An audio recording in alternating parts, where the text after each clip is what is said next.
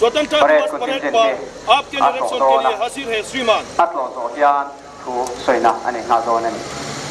The chief guest will now inspect the parade contingent. Dunaya kat khwalia din kan parade contingent te angkal am dinapuna min endik sakdona. Parade contingent, one armed contingent, four unarmed contingent, and 15 two contingents with one five band.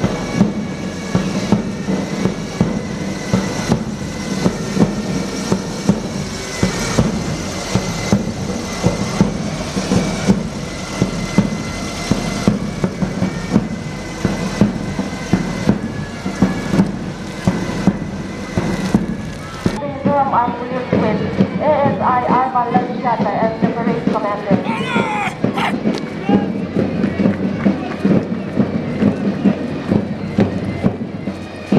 Suraya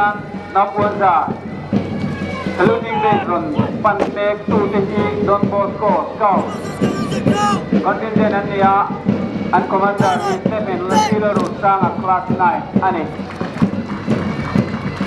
Saluting the tricolor now, we have the Moscow Scout contingent with Stephen Sealer Osama of Class 9 behind him. We have the guide contingent from the Moscow School with Langle and Class 10 as the parade commander. Songsiahi, Don Bosco, guide, contingent Ania, and leader He Langlen, Ani, Class 10, Ani.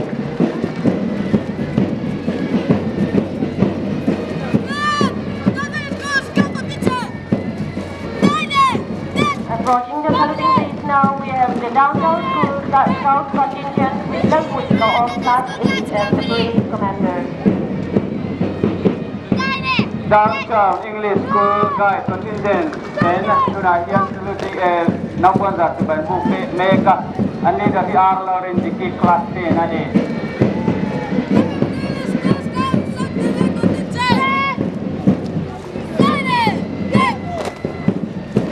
Tuna Napuanza to Banbu Mega. Government school contingent are now saluting the national flag. The Armed Class contingent is leading by Charlie Elevance and the Armed Class 8 as the parade commander.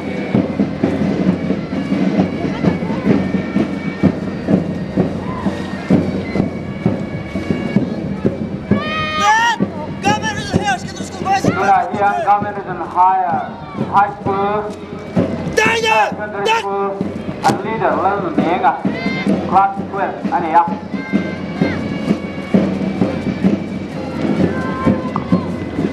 Behind the students of government. Approaching the tricolor base, the saluting base is the Navy and Ilang in Pui Class 10, July and Harvard Swahili. Atong Asian Providence English School, Boys and Girls, Esther London Siang Mimi, Class 9, Kuwai, Pek Ani, Tunahian Napuanza, Kuwai, and Pek Ani. Beautiful young boys and girls from Government Southern Public School are now approaching the saluting base with Lazuki Class 8 as their parade commander. Tuna Napuanza di Bailong Hukme to the Government Southern Public School Long Pangse Ania and parade commander Lazuki Class 9 Dear Line. Tuna Napuanza di Bay. Rangutu City, Southeast Academy, Southeast English School, Boys and Girls Contingent Ania, and Kuwai Tuhi SD Ram Kasama, Class 12, Ani. Behind the students of Southeast School, we have a student from Government Region High School. The parade contingent leader is Lerampur of Class 10. Tunayan Government High School parade contingent line and Harvard Swahili. The next contingent is from Don Bosco School Girls Contingent. Their leader is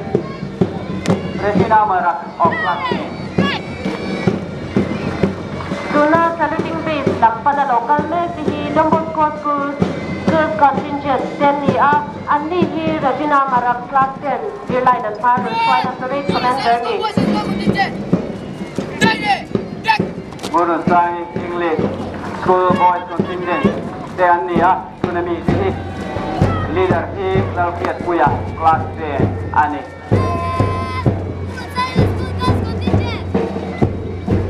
Behind the NES boys contingent, we have the NES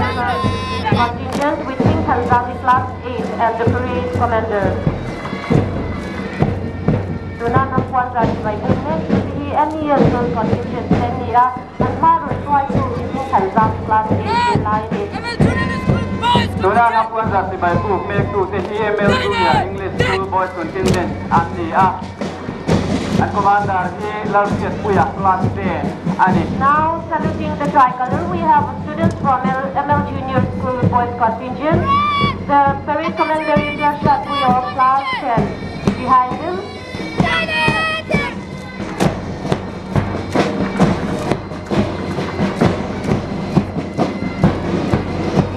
we have the girl contingent from ML Junior School with Dalwan, who is of Class 10 as the parade commander. Tuna na kwanza si Baibu Mek Tu Te Baihan Tu Te Rodman English School Contingent Ania and Kuwait Tu He Ilaram Sama Class 10 Ani Tuna local level, PSSA 5 demo, Takatap Class 10. Takut dekat ni Anda security lesson, Class 7 class.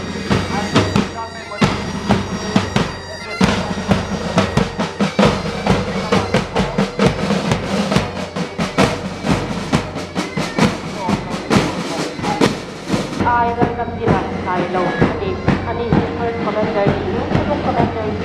SI to Sewa, second battalion MLB.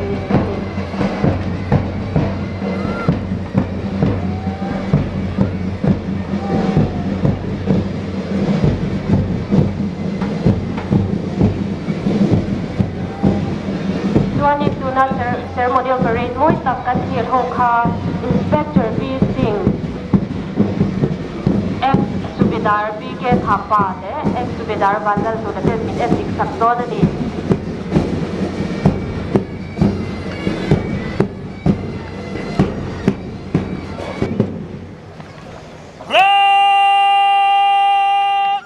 आगे बढ़ेगा fire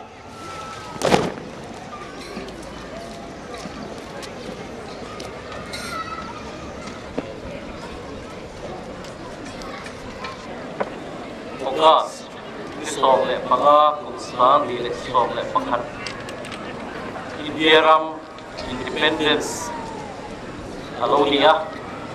kung somro pali alo din tak lidian long time mi pui long song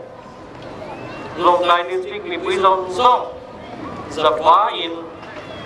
si bai kamu kewa long tak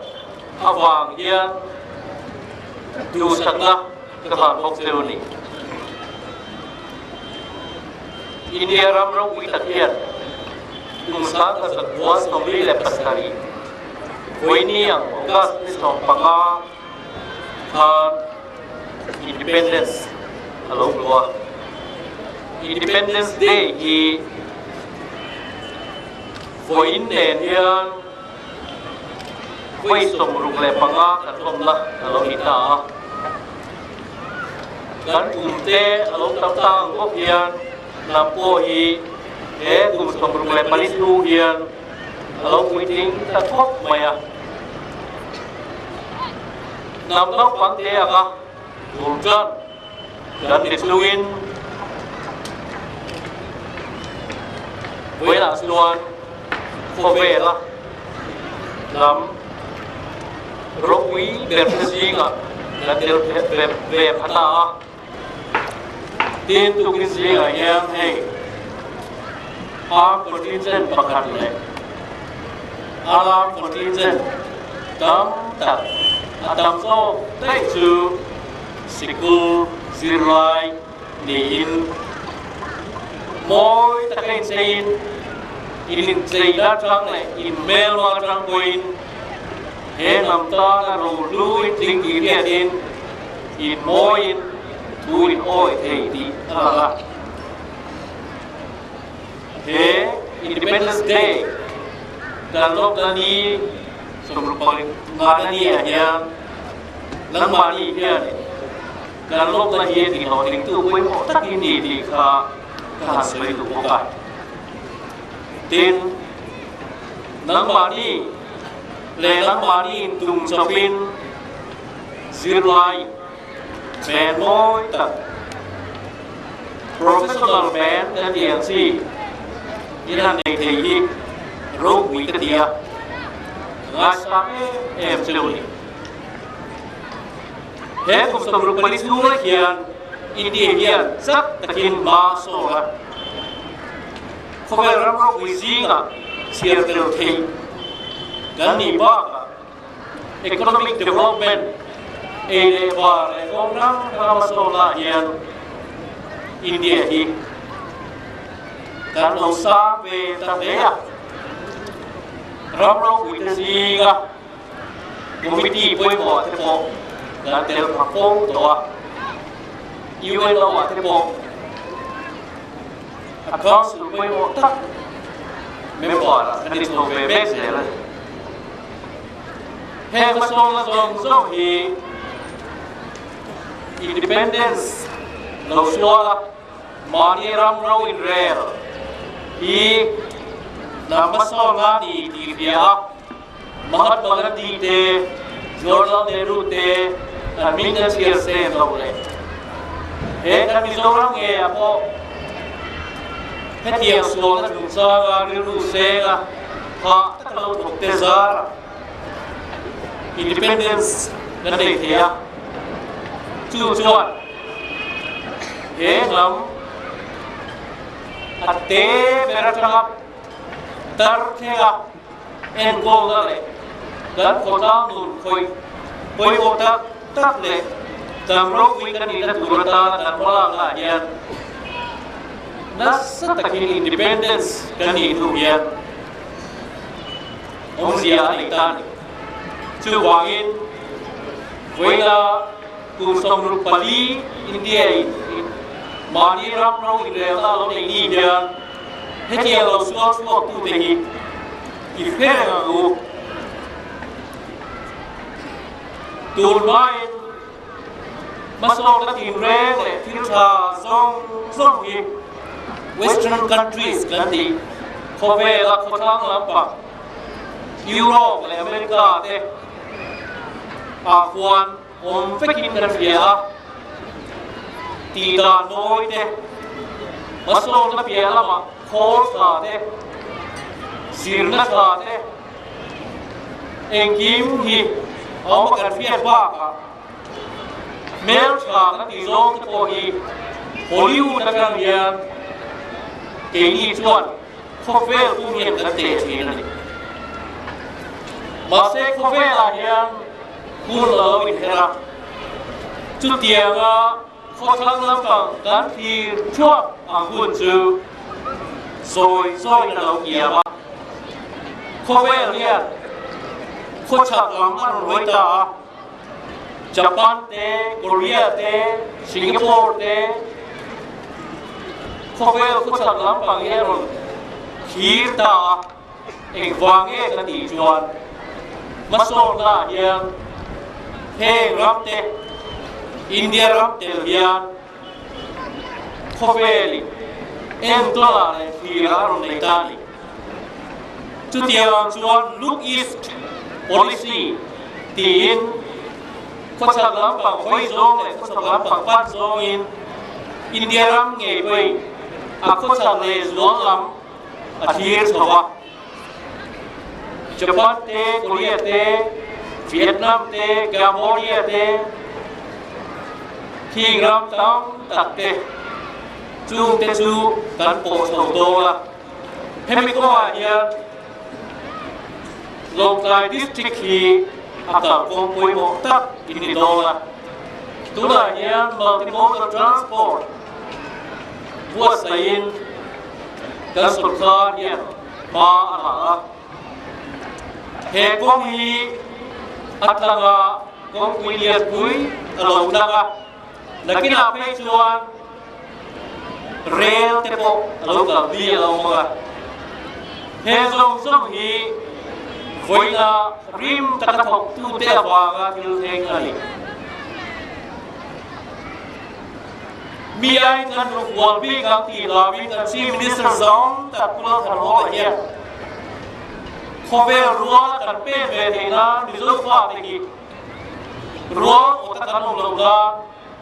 a riru le tha se ga ke ni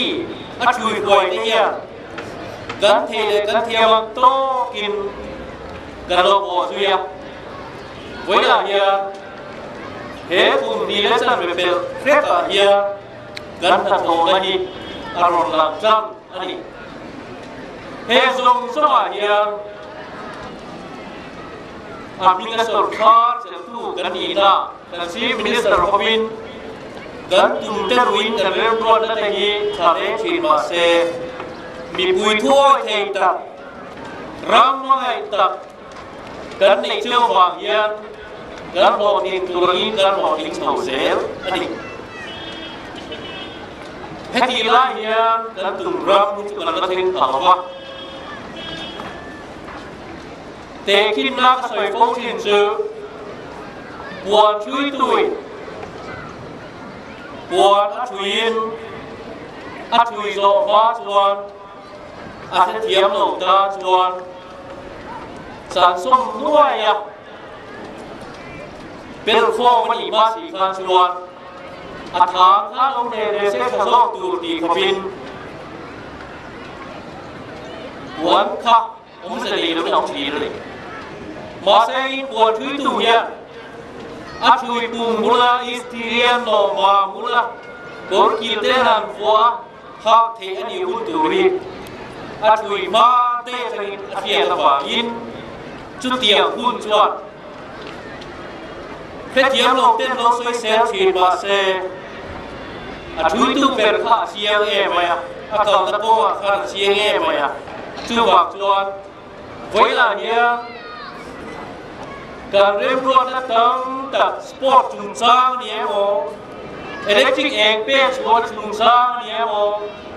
เสียงนักเสียงชัดนักจุงสร้างเนี่ยโมโอเยนการตัววังฮีการกระเทงดีละวันอีกวินการเห็นตัวรังมีการซีมินิสเตอร์โอเยนการเชียงเอมาปวดช่วยตุยช่วยโซอันนี้บุลาอันดับตุรเซียการเทียมเย็นเกนี่ฮิจวดการซีมินิสเตอร์โอเยนชุดที่บุลาส่วนแห้งไว้ในการปวดใส่ไล่ไปรีโล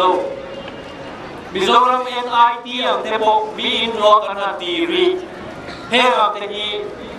การตู้การฟาเต้นอันรับเรารุกวินตูริน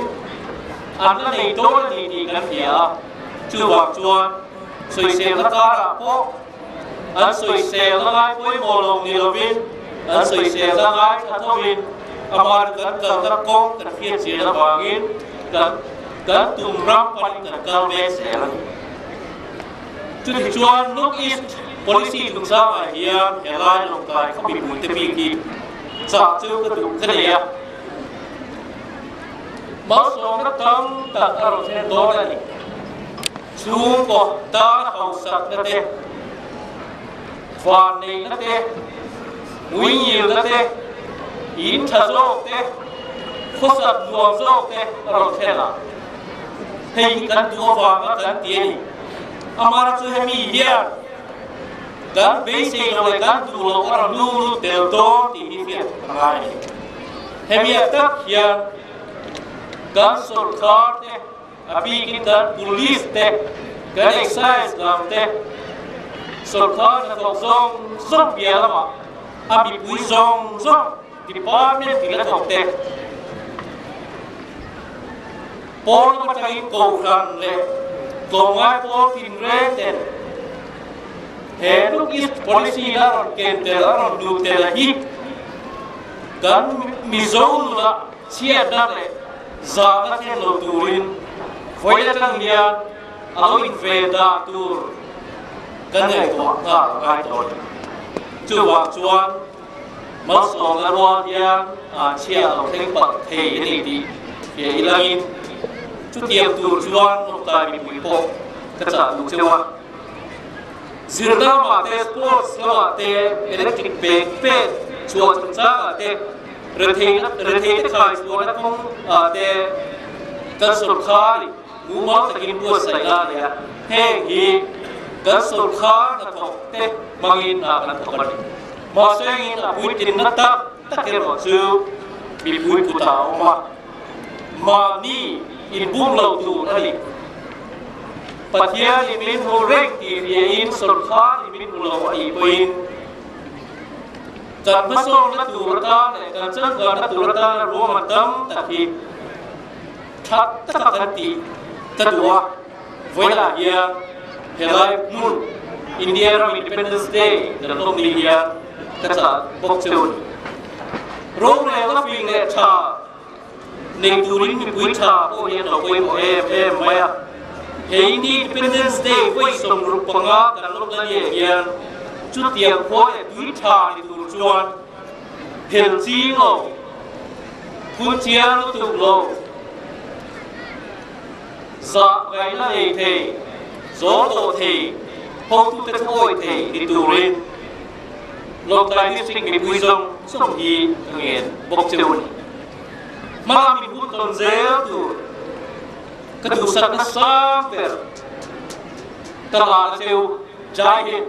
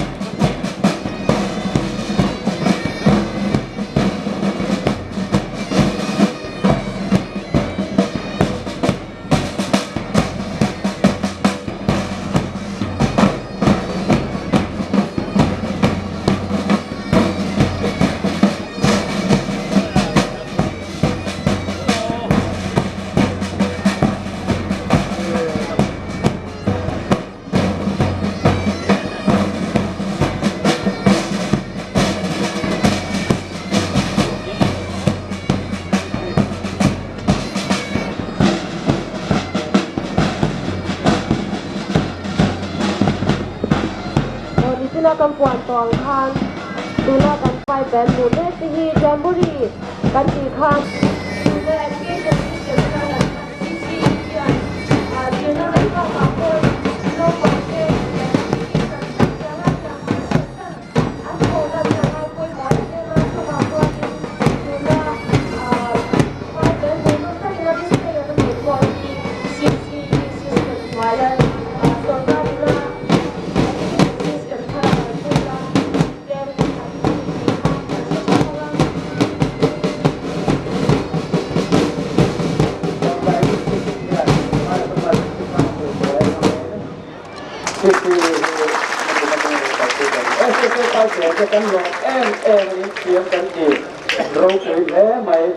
Independence Day Badminton Competition 2011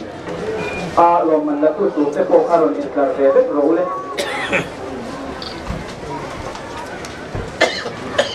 Then 35 plus double set.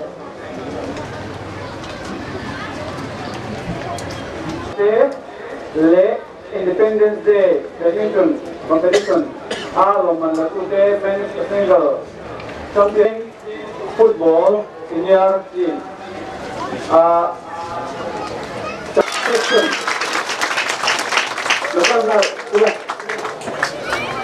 Local buổi cuối rồi nhỉ?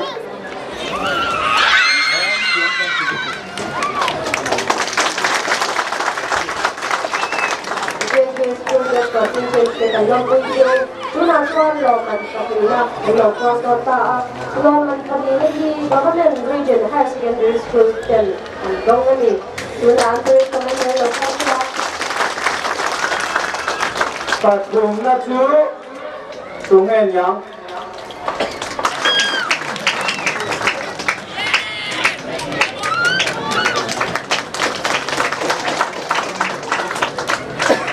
Tunahnya konservasi berada di Halang Dona, apa sekali di dalam akuis kita lokal. Dona itu maknanya Thomas Scouts contingent dan komentar lokal hasilnya. Dan ada Thomas Scouts contingent ada komentar lokal hasilnya. Downtown English School Scouting, Random State.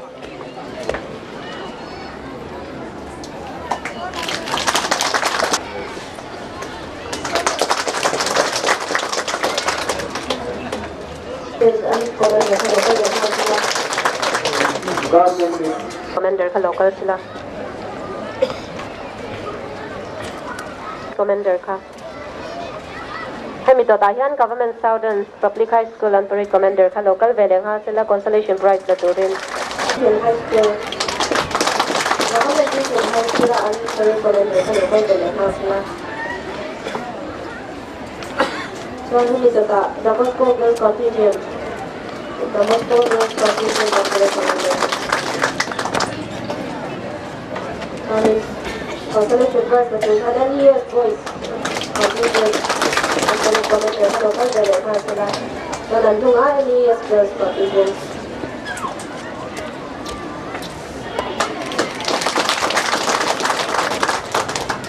So hindi ta tahian FL Junior. School contingent ang Parade Commander sa local veleng ha sila.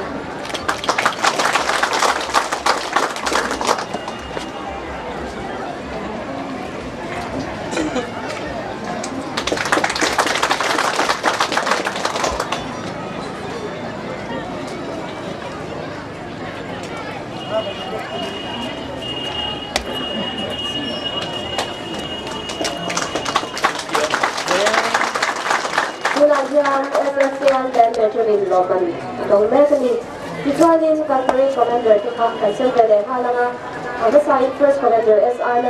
Larang Bilas Halong Na Mananaw na Veleng Halong ini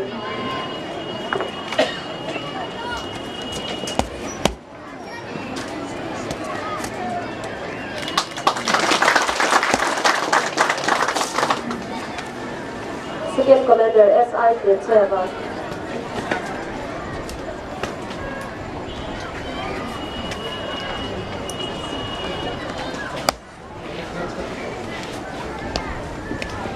Tuna kan parityat step katari kan sudedar bagan kila.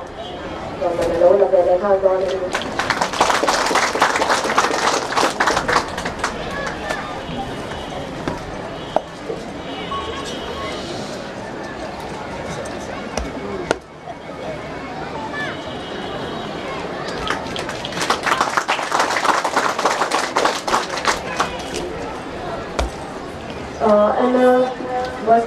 Runners up,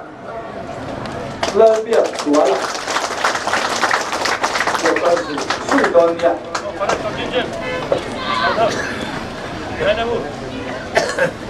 Men's double Champion Mơ Sông Chuông à Lệ Benjamin Lơ Minh Điển à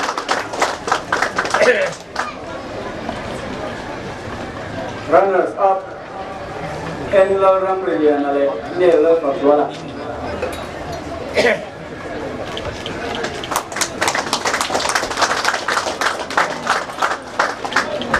Men's 35 plus double.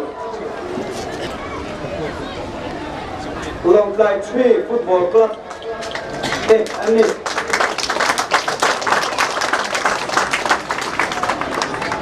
Champion here trophy le Cheng Si Pat Andong Annie.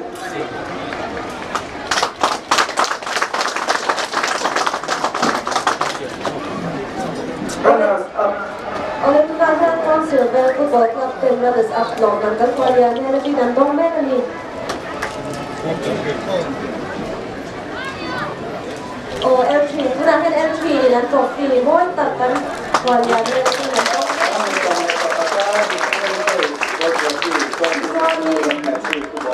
runners up team kong silver team tunahan kwalyan na pinandong manalong Home. So to pan Heng DC COLA LWA FHEP FJ LNUB IOCOE Kuwait only. Kan VIP akan semua main motor dan rem kalau siap di motor tadi. VIP motor dan semua main motor dan semua di motor tadi.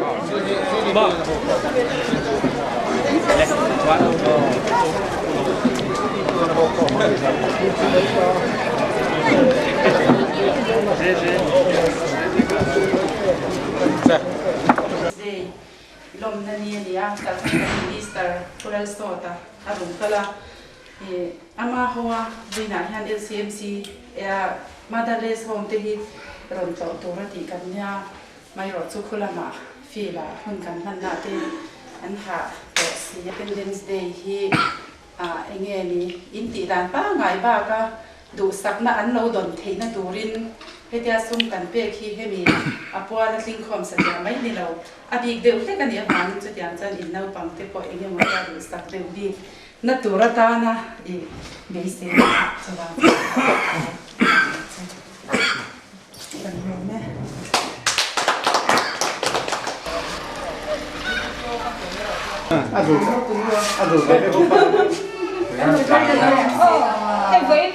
Independence Day, anya buin hi minister Pular Sota na ron nang mingon man puya chuan minister chuan gamdo in sang le home motherless home ate tiang hian chan puina sem turin min tirama aro in chuan he poisa hi kan sem na chan chu damlo te na an hman changkai atan damlo te har san na chok sang khai na tan anh nghĩ áp dụng trong cái trang sáng thì làm chịu nhỉ. Independence Day đi năm đầu tiên là các tổ special đều thế cả anh em không? Nào thì sắc các tổ các cái sẽ có một tí năm lỗ ba tháng bỏ. Mấy cái nhom ấy in ẩm đây nhom về rồi tự xem.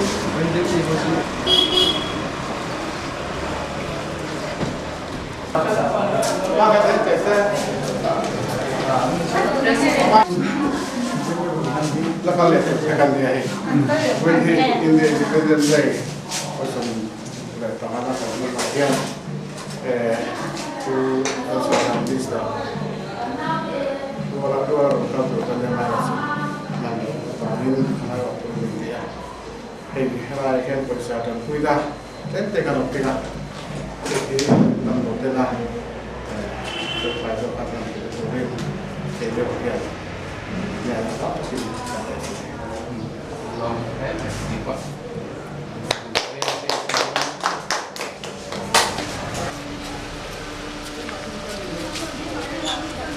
Rất chậm đâu vào cái màn này phải rồi. Ini di sana. Sa ilan lo. Đóng lùi sẵn ngày xây quy hoạch hơn xa cái đó rồi sao đó. Si base ang takinin Yeah. man.